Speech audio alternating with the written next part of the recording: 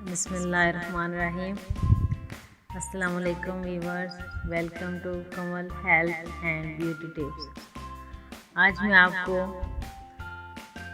तेज़ी से बाल बढ़ने का नुस्खा बताऊंगी। शुरू करने से पहले आपसे गुजारिश है कि मेरे channel Kamal health and beauty tips को सब्सक्राइब कर लें और बेल आइकन को प्रेस कर दें ताकि आपको मेरे चैनल की अपडेट्स मिलती रहे और वीडियो को लाइक और शेयर करना ना भूलें। अज्जा नोट कर लें।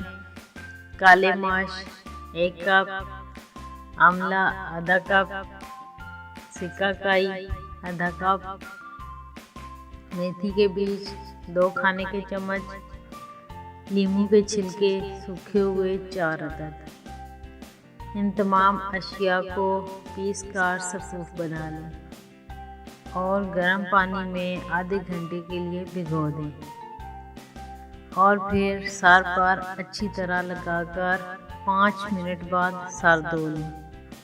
हफ्ते में सिर्फ 2 बार इस महलूल से सर धो लिया करें, फिर देखें बाल कैसे और कितनी तेज़ी से बढ़ने लगेंगे और हेयर फॉल तो पहले हफ्ते ही रुक जाता है। उम्मीद है आपको मेरे चैनल की वीडियोस अच्छी लग रही होंगी।